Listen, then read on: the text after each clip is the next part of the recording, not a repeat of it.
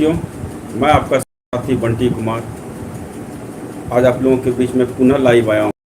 मैं इसलिए आया हूँ कि कुछ चीज़ों पे चर्चा करना है, किसी वस्तु पे लेके हमको बोलना है। और सबसे बड़ी बात है कि एस्टेट 19 के जो हमारे साथी हैं, आज हम चाहते हैं कि जो आज का ट्विटर कैंपेन रखा गया है 3 बजे से, उसमें बढ़ चढ़ कर हिस्सा लें। सबसे पहले बिहार लेवल पे हम ट्रेंड कराएं नंबर 1, उसके बाद इंडिया लेवल पे हम लोग नंबर 1 ट्रेंड कराएं। जो हमारा हैशटैग है, हैशटैग बिहार _ सेकेंडरी _ नोटिफिकेशन। लोग आइए और इस मुहिम का हिस्सा बनिए और इस मुहिम के साथ हम लोग से जुड़िए। इसमें ज़्यादा से ज़्यादा अभ्यर्थियों का इसमें ट्विटर कैंपेन में ट्वीट करें और हम सरकार और सिस्टम तक अपनी बात पहुंचाएं, ताकि जल्द से जल्द 7वां चरण का नोटिफिकेशन आए और इस प्रक्रिया में हम लोग अविलंब पार्टिसिपेट करें और नौकरी हमारी सुनिश्चित करें। ये तो हुआ ट्विटर कैंपेन की बात। अभी कुछ बातें और निकल के आई है, इस पे मुझे लगता है चर्चा करना उचित है। कुछ हमारे साथी को ट्रोल किया जा रहा है, कुछ हमारे बी खेमे के साथियों के द्वारा। मैं उनसे यही कहना चाहता हूँ, जिनका चरित्र खुद दागदार रहता है ना, जिनका चरित्र खुद दागदार रहता है, वो दूसरों के ऊपर कीचड़ उछालने का काम करते हैं। मैं ज़्यादा बोलना नहीं चाहता, तो वो अब दूसरे खेमे के जो साथी होते हैं उस ओर वो ज़्यादा देखते हैं कि उधर क्या चल रहा है, क्या नहीं चल रहा है, उसने क्या बोला। जैसे आज हम लोग ट्विटर कैंपेन कर रहे हैं तो उधर भी कुछ ऐसा चल रहा है। अब हमारे साथी के बातों से कुछ बातें अगर निकल के आ गई तो उनको लग रहा है कि यही मौका है, बस इस पर हमला करो। अगर बंटी कुमार ने कुछ बोल दिया या किसी और साथी ने कुछ बोल दिया तो कहते हैं ना कि कमजोरी ढूंढने लगते हैं। अरे भाई, कमजोरी सामने वाले में क्यों ढूंढ रहे हो? कमजोरी आप इस सरकार में ढूंढो, कमजोरी अपने आप में ढूंढो, दूसरों में कमजोरी क्यों ढूंढते हो? आज हमारे एक साथी हैं जो हमको हमेशा लीड करते रहे हैं, हम लोगों को, एस्टेट 19 को। उनके जुबान से कुछ चीज़ें फिसल गई या बोलने के क्रम में कुछ बात उन्होंने रखा और सामने वाला उस पर चढ़ने की कोशिश कर रहे हैं। अरे कभी कभी अपना भी घर के और अपने भी जुबान को आप देखो। जो इंसान खुलेआम पब्लिक डोमेन में शिक्षा मंत्री को गोली मारने की धमकी देता है, जो इंसान पब्लिक डोमेन में खुलेआम गाली गलौज करता है शिक्षा मंत्री के बारे में, वो आदमी आके नसीहत दे रहा है। तो जिनका चरित्र जो चाल होता है ना, वो उसका चरित्र और उसका व्यक्तित्व तो वैसा ही होता है। और आप लोगों का चरित्र और चाल किसी से छुपा हुआ नहीं है। एस्टेट 19 के जो हमारे साथी हैं, जो हमारी क्वालिफाइड की रियल टीम है, हम लोग साथ हैं और कहीं भी कोई विवाद नहीं है। हम जानते हैं कुछ बातों पे लेके कहीं न कहीं आरोप प्रत्यारोप लगते हैं और ये आरोप प्रत्यारोप गलत, निराधार है रियलिटी में अगर देखा जाए।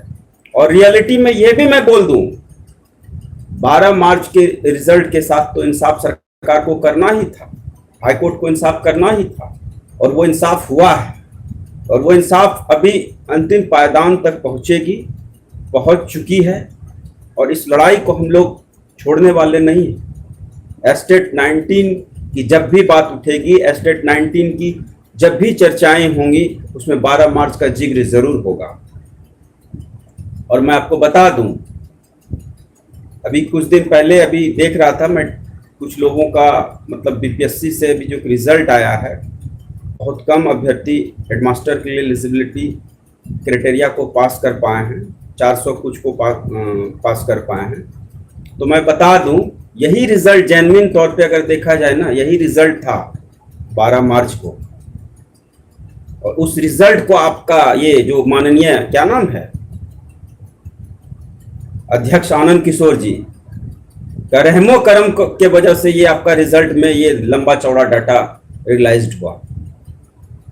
तो जिनसे सवाल करना उनसे आप सवाल नहीं करोगे, जिनसे सवाल नहीं करना है उनसे आप सवाल करोगे, और उस सवाल का दुष्परिणाम ये है, उस सवाल का दुष्परिणाम ये है कि आज कहीं ना कहीं पूरा का पूरा एस्टेट 19 हेल्ड अप हो रखा है। पूरा ब्रीफिंग प्रेस कॉन्फ्रेंस 55 मिनट का, उस प्रेस कॉन्फ्रेंस को जदयू और भाजपा की सरकार ने झुठला दिया, इस सरकार ने झुठला दिया। और उसके बाद इतना ड्रामेटिक जो सीन रिक्रिएट हुआ ना, उसी का परिणाम कि आज कहीं ना कहीं एस्टेट 19 की दुर्दशा और दुर्गति जो है वो तो होनी ही थी। जो इंसान आज बोल रहा है कुछ और ठीक 1-1.5 महीने के बाद बोल रहा है कुछ, तो उसकी तो दुर्गति होगी ही। और किसी से छुपा हुआ नहीं है कि 21 जून का जो रिजल्ट है उस रिजल्ट में क्या हुआ है, सब जानते हैं, ये बोलने की जरूरत नहीं है। लेकिन मैं एक बात बता दूं, जब आपका रिजल्ट आ गया है आज के तारीख में, तो आप भी कहीं ना कहीं हमारे उस हिस्से के पार्ट में हैं। हम जानते हैं कि आप हमारे साथ कभी भी आपके साथ तालमेल नहीं बनेगी, क्योंकि आपकी विचारधारा अलग है, हमारी विचारधारा अलग है। तो हम एस्टेट 19 साथियों से हम आह्वान करते हैं कि आज ट्विटर कैंपेन का हिस्सा बने और कहीं ना कहीं प्रतिबद्ध होकर इस लड़ाई का हम लोग एक साथ जन समर्थन करें। सबसे पहले नोटिफिकेशन निकालने की प्रक्रिया में हम लोग आगे बढ़ेंगे और सरकार 100% 12 मार्च के रिजल्ट के साथ सही इंसाफ करेगी और कर दी है। और आने वाली प्रक्रिया में हम लोग निश्चित तौर पे जितने सारे क्वालिफाइड अभ्यर्थी हैं वो ज्यादा से ज्यादा पार्टिसिपेट करेंगे और भाग लेंगे, इस बात को आप समझिए। इसलिए एस्टेट 19 के जो हमारे साथी हैं आज 3 बजे से ट्विटर कैंपेन का हिस्सा बने और उस हिस्से में अपने आप को पार्टिसिपेट करें। इससे ज़्यादा मैं कुछ नहीं बोलूँगा। इसी के साथ मैं अपनी बातों को यहाँ पे रखता हूँ। तो 3 बजे से मैं पुनः एक बार हैशटैग को दोहरा दूँ, #बिहार_secondary_notification। तो इस बात को समझें और इस ट्विटर कैंपेन में अपने आप को कहीं ना कहीं साथ लेने और साथ देने की बात करें। इससे ज़्यादा और क्या कहें। और सबसे बड़ी बात है, कुछ चीज़ें जो दिखती है वो होती नहीं है और जो चीज़ होती है वो दिखती नहीं है, और कहीं ना कहीं एस्टेट 19 में वही हो रहा। सरकार की जो चीज़ें हैं वो धरातल पे कम, हवाई में ज़्यादा वो दिखता है। मीडिया में कई सारे इंटरव्यू हुए, मीडिया में कई सारे ऐसी बातें रखी गई, आए दिन प्रिंट मीडिया में बहुत सारी चीज़ें आते रहती है। मैं भी कई बार यहाँ से भागलपुर से, जो मेरा गृह ज़िला, यहाँ से इंटरव्यू मैं देता रहता हूँ। तो जो चीज़ें वहाँ से निकल के आती है या जो चीज़ें वर्तमान परिवेश में दिखता है उसी के अकॉर्डिंग हम अपनी बात को रखते हैं। ना विश्वास ही नहीं, पूरा यकीन है कि छठा चरण अब क्लियरेंस के दिशा में है और 7वां चरण का क्लियरेंस होगा। और विश्वास ही नहीं, पूरा यकीन है कि उसके बाद हम लोग का जो प्रक्रिया होगा उसमें निश्चित तौर पे हम लोग भाग लेंगे।